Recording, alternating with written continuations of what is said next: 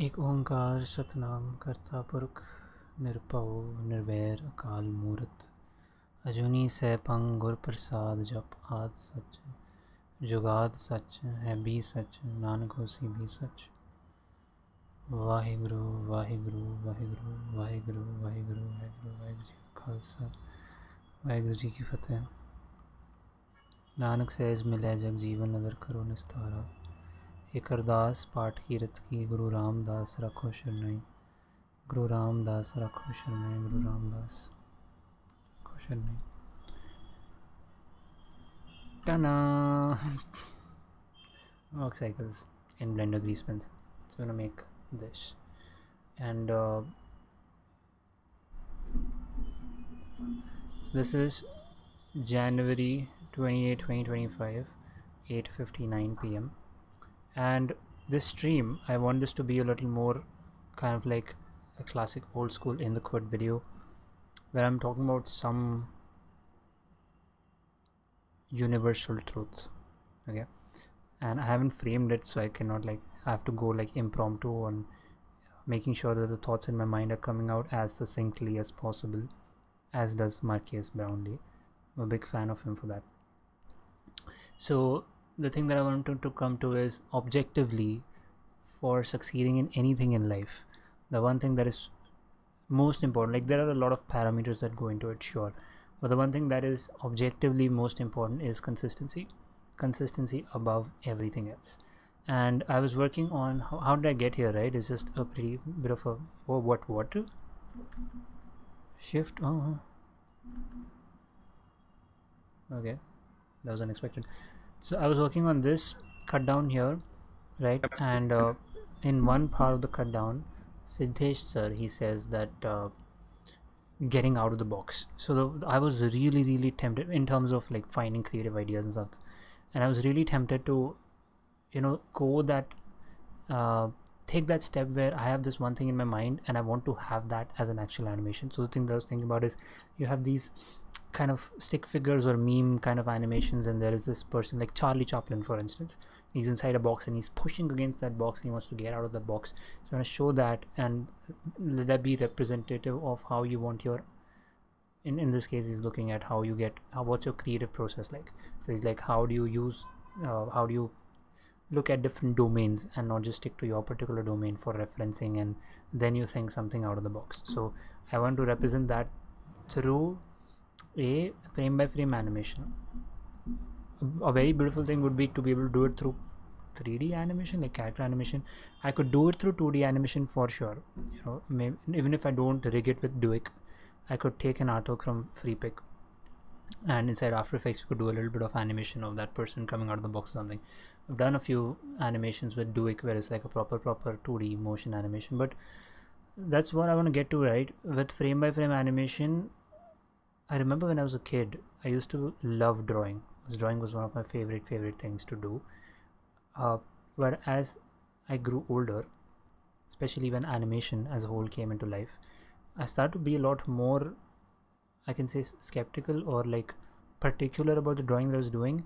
And then there was always this fear that somehow I kept telling myself the story that I cannot draw, and which is why I still don't know how to draw. However, drawing is a skill, right? And which is why I want to talk about the consistency part. Is if I was just consistently doing walk cycles for the past 3 years or 4 years, I would be very good at animating walk cycles by now. And if anything, right, my life is a testament to how consistency can really pay off. To give you a few examples, this live stream that I'm doing right now, even though it's like a longer form of documentation, it's raw and everything, but the quality of it is decently good, to the point that I am happy with the quality of the videos that go out, the quality of the audio that's going out the stream, and being able to do a multicam edit like this, and being able to flip and do all of these crazy things. This has become possible because I've uploaded like 270 videos on In the Code before starting live stream. So that's where that consistency, it's kind of like Atomic Habits, right? There's latent potential. So a woodcutter is cutting a piece of wood, right, and it takes him 130 hits to cut it. So would you say that it was the 130th hit that cut the wood, or what would be right to say that it was the latent energy generated by the first 129 cuts and then the 130th cut was the tipping point for that wood to cut apart, or whatever your goal in life was. Another thing is, you see I'm wearing a turban, and this has been one of my long-term struggles, is like, how do I wear a turban? Because in June, hello editor Ray, how you doing, bro? It's good to see you. So in June is when I decided I'm gonna learn to tie the turban, and initially it was very tough. Every day I was tying it, my dad was like, no, it's not looking right, it's not good. But then I kept to it. I kept trying, now to a point where hardly 10 minutes and I'm wearing like a template kind of turban which looks perfectly good. So the point that I'm trying to get to is, anything in life, right? Consistency. If you're consistent at it, if you're at it all the time, it's unlikely that you will not get good at it. You will get good at it. So with that, we're getting to the point where we're discussing Blender grease pencil walk cycles. So I said I want to do this animation, but then the kind of learner I am, is like, I want to do things from the scratch, like from the basics and everything. So I think I have a video right on in the card which has the thumbnail of this book. Let me just go back here. So this book is the Animator's Survival Kit. Obviously I bought it because it is the go-to book for animation, and I have never read it.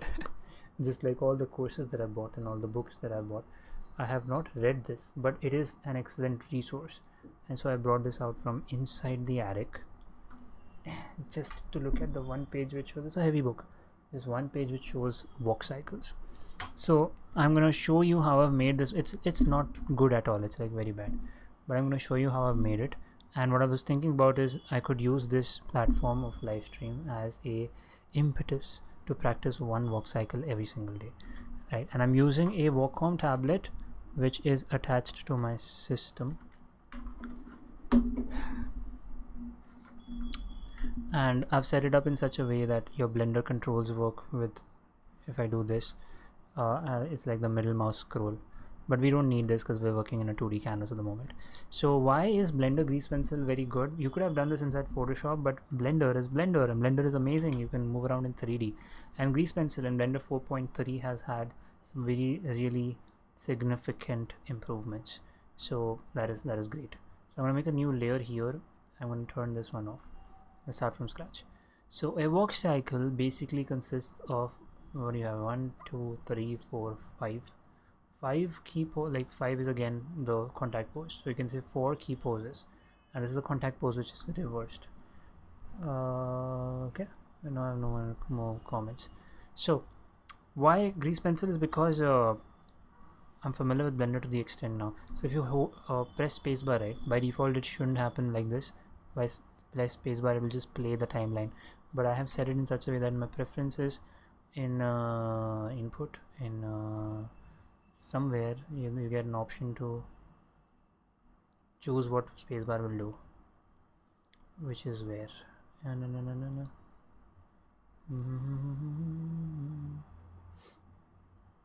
where is that thing which says what will spacebar do? Yes, so here, okay, now when I'm here I can't do this, I have to click the mouse. So over here when it says spacebar action, put it to tools instead of play, and then shift spacebar does the play for me. Okay, alright, so when I'm here I can hit spacebar and all the tools will come up, or you can come here and do that, right? That's completely okay, but this is a lot easier. So we want to make a circle. You can come in here, just take the draw tool and make the circle like this, but you can see like right now as well, I'm not so good with the tablet. Is like, even if I was drawing on a pen and paper, because this comes down to familiarity, I'm not familiar enough, but okay, let's just use this only. But what you can do, I'm just showing an option, you can come in here, you can take a circle, right, and you can make a circle, hold down alt and shift to get a perfect circle like so, and then you have to press spacebar to commit to this. And then the beautiful part about this being Blender is you can tab into edit mode, select everything and just move it around where you want it, right? Or you can go into the sculpt mode and then F to make this bigger, using all of these brushes here, like the grab brush for example. You can just grab this around and make like a different kind of a head. Maybe you want to make a oval, or you want to make something like this, or this is kind of cool. So which is what I was trying to come at, right? You don't need to be a good drawing person, if you're in Blender, if you know the tools well enough, you can actually just play with sculpt mode and edit mode and end up, again, it comes down to familiarity. I want to be able to do things on the fly here, like how if I'm modeling something right now, I'm just doing things on the fly. Completely messed up this. Yeah, I want to come to that with the drawing mode. So drawing mode, I'm going to come into, I've put a shortcut for eraser at E. Okay, F to make this bigger, and shift F changes the strength. Okay, I'll go back to brush by putting the keyboard shortcut B. So these are custom shortcuts. You can also press spacebar and then go to 1 and whatever. Okay, so now that we're here, this is just 2 lines of made.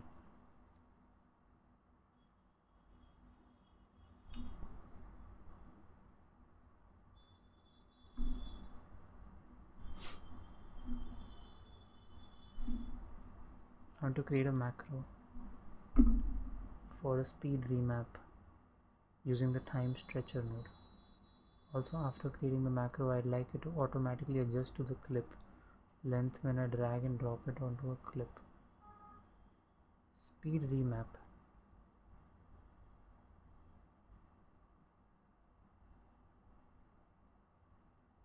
Why do you need a macro for speed remap? You can do that inside Resolve directly, no? You can do it on the edit page, no? Macro for speed remapping is a time stretcher node. So if I have this clip here, if I want to speed remap this, I just come in here, right click, say real time curves, and then I add whatever points I want. I say this is Alt P or something, Control, what was it? Some way you could add.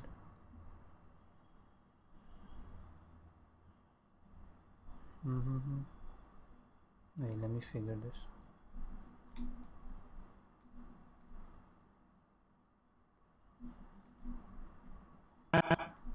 Yeah, you press this button here, that gives you a keyframe. You press a button here and then you remap it however you want. You can select these and be like, I select both of them.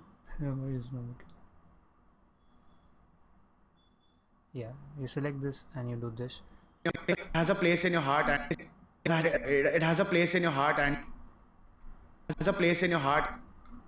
It doesn't really make sense for this clip, but for remap, you say I want to create a macro for speed remap using the time stretcher node. After creating the macro, I'd like it to automatically adjust to the clip length. So for that, for something to automatically adjust to the clip length, what you need is the keyframe stretcher, not the time stretcher. And these are two like different concepts inside macros of Fusion. So the thing is, editor Ray, bro, I will come to you. I will make sure I take a note of this, because I have to come to Fusion macros at some point. I have to really wrap my head around them. Okay, got it.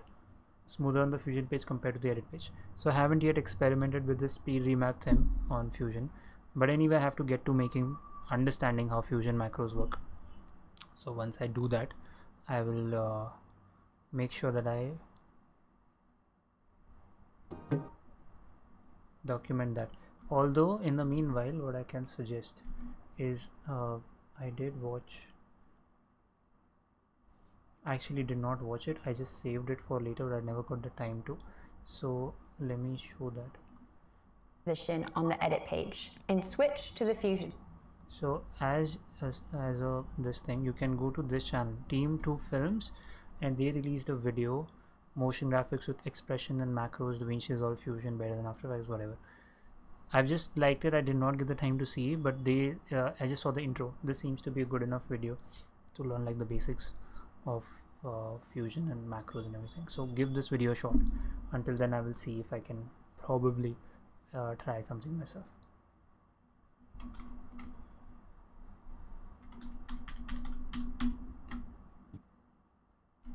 Okay, wait to grease pencil. So yeah, we have four key poses, right? We start with the contact pose. We try and keep it simpler. So you come in here, you make a circle, and just take my reference out, page number 108. Okay, so this is the first contact pose. It will be a bit rough, just bear with me the moment. Contact pose, then you have the body, just make it like so. Yeah, this you clearly see I'm not good at drawing, and that's why I'm documenting this, is because I want to get to a point where I've consistently worked on this, and I'm, you know, my strokes are like good, and you can see, okay, this guy knows how to draw, and that's easily doable as well.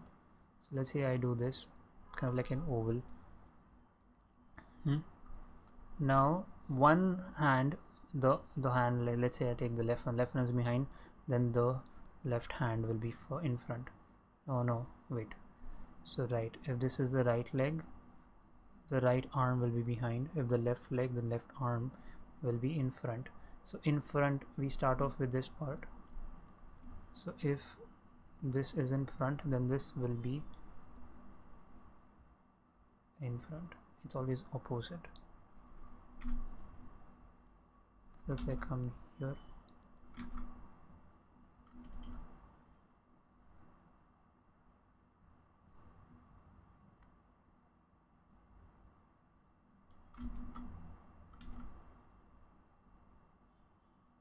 And one thing I also feel I struggle with is just let loose and do things, like the amount of undos I do, and to kind of get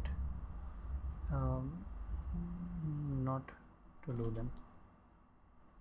So this is what I want to the right and left look at it in form of front. So front leg as if front arm and front leg. Okay, so front leg will be touching the floor here. Just give it a little rough today. Okay, this is front and this will be back. So back will be, the legs look a little too big, huh?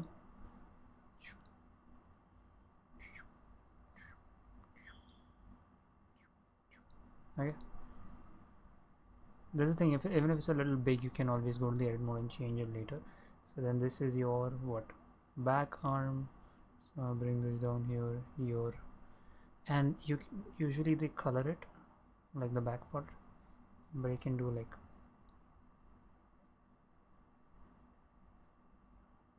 these as well. Here, this looks so bad. Am I missing on any comments?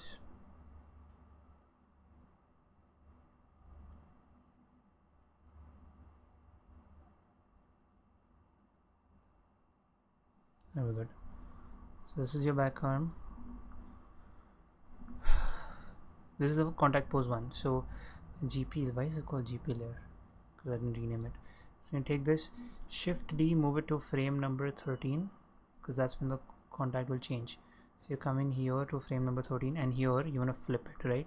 And you want to enable this thing here, this icon next to the eye icon, which is onion skinning. If this is not enabled, you won't be able to see onion skinning, and then you here can change the opacity of the onion skin. Okay, so now here this is going to be the exact same pose, but only the hand which is in front will flip.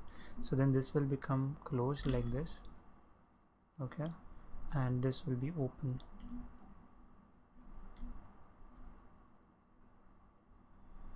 You see, on the onion skin is showing from behind. So this will be open. And why do I make the hand kind of like this?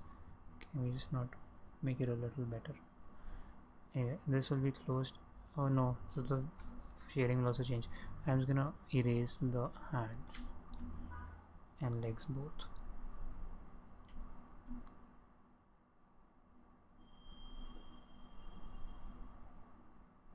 So I'm drawing the end contact pose. How far are we in the stream? 20th minute. So here this is gonna be open and this is gonna be open, right? So this is open and this is open. So, and they stay the same, right? They stay the same in terms of how they look. This, it's closed. Maybe if you make like smaller stroke, no, 11 doesn't work. I can use stabilize stroke and then make, but then I don't know how it will help. and then but it'll become a bit of a problem. So it's not this which is behind, this is behind, so you kind of play with turning stabilize stroke on and off. So like for shading part I turn it off, so I stabilize for drawing. So this is say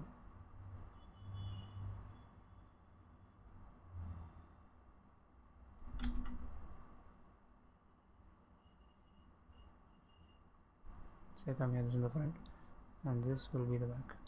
Yeah, I could get used to this.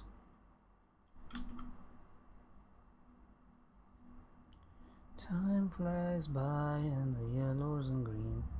Stick around and you'll see what I mean. There's a mountain top that I'm dreaming of. Okay, and what you do is you can hit P and that'll give you this thing. So that gives you an ability to drag a range for preview. And it's a shift spacebar. Oh my god, this is so bad. Like the arm is so weird. But basically we're just flipping the contact pose from the beginning to the end. And what you want to do is you want to make the next most important pose is the passing pose, which with only these three poses, right, you will have a decent looking walk cycle. In the passing pose, I'm gonna take the first contact pose, shift D to duplicate this keyframe, bring it to passing pose. I'm gonna come at frame number 7.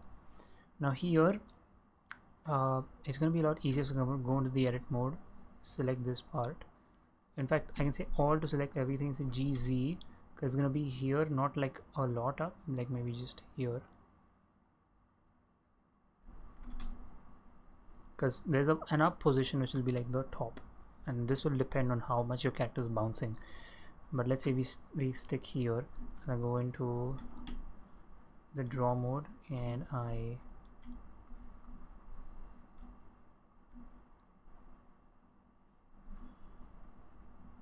remove his arms. By the way, when I'm erasing, this outline doesn't get erased because I've locked that layer, right? That is important. Otherwise, if you're erasing this, outline will also get erased. Okay, so that is that. This is the passing. So in passing pose, what happens is this leg becomes straight, the back leg. Take it this way, and I've changed the shoe of the guy completely. Let's say, yeah, I'm not good at this. I'm trying to get good. So yeah, I guess stabilize works because it gives me a little time to think as well, but it's just a little different way of, because there's a delay there. And then here this comes here, and this comes here.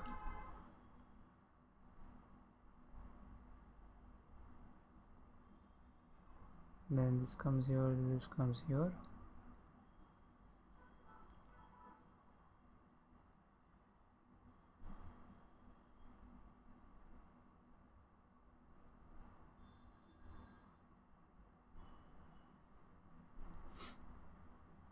Again, I feel like I've changed completely the length. Right, I'm gonna erase this leg because it's not looking right. Should be something like this.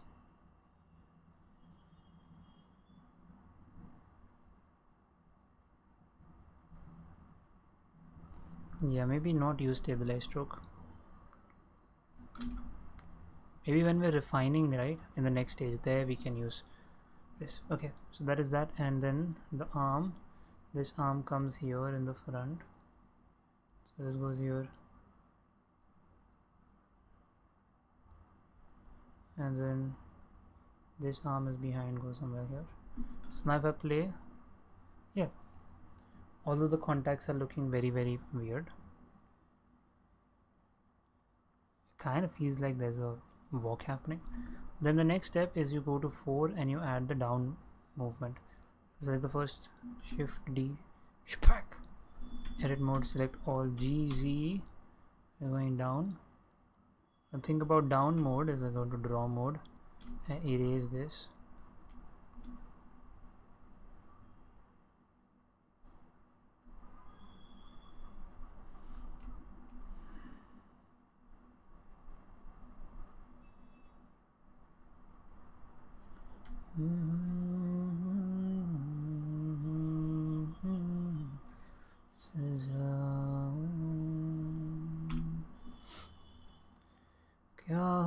तुम मुझे अब बता. The thing about down pose is your hands, and I think the feet as well, will be the farthest apart. So the hands will be like. But again, I feel like I'm changing the proportion, but I'm not going to think about that at the moment, right? We'll get more chances to think about things technically. We're like day one of walk cycle. It's technically not day one, right? I've done this like a trillion times before, but just never kept consistent at it. So every time it feels like day one. Yeah, suddenly the person is looking like Squidward, but I can't help it. I have to learn how to make these arms the way they've made it. क्या हो तुम मुझे अब बता.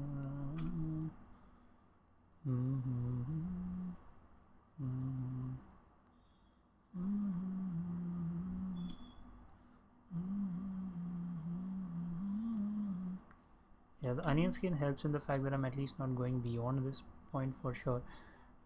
But yeah, it should be a lot down, right? Because we're doing the down pose. So this is the down. Let's say do something like this, and then will it be inside? I don't know. There's no overlap picture for me to know. Something like this. Again, I feel like it can go behind. Yeah, down. A.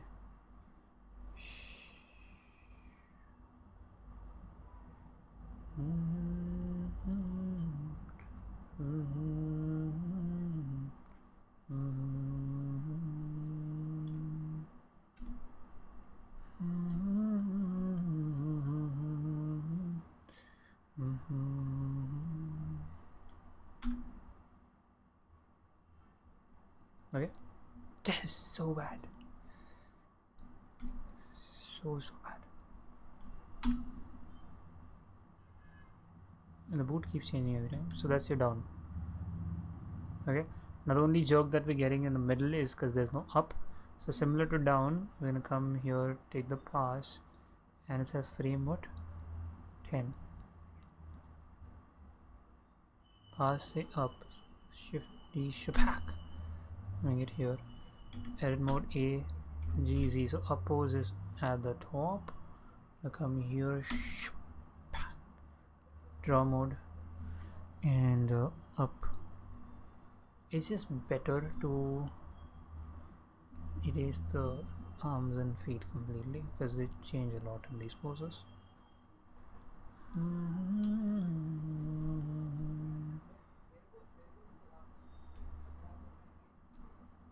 Okay, so that is that. And the up pose, we have this leg which is long, the long back leg. And I think the up pose, no, in the passing pose is where a leg which was behind in front, that kind of got switched. But then in the up pose, it's already switched. So like this, and this, and this. I guess you can use a different pen. So like if I use a marker pen, this uses pressure sensitivity, if obviously if I have this enabled.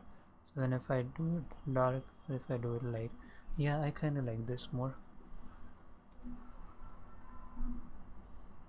But now all of these things that I've done, they will just show on this particular frame. So I'm going to delete these and delete my legs and arms. I don't know, this marker thing, right? It feels a lot more fluid, kind of like fluid. And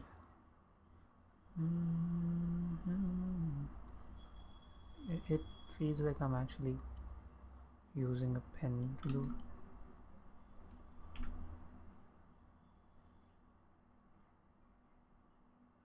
It's like a watercolor kind of feel.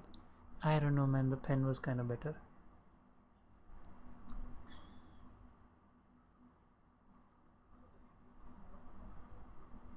Maybe if I use the pen only, eraser, what?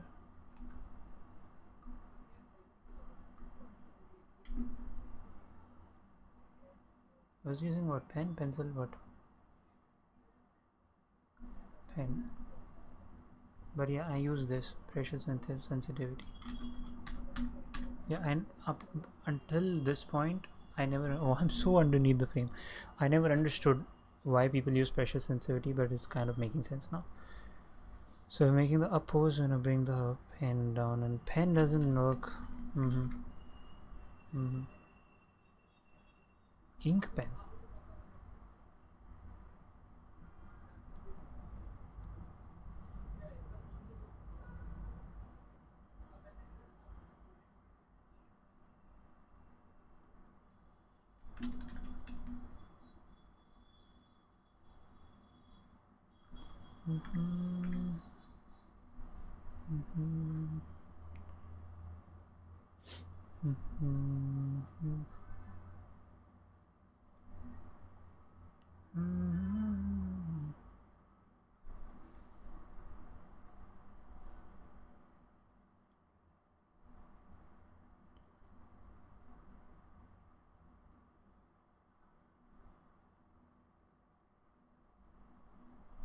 Let's assume this is how it is. Okay. And then this will be the arm that's behind.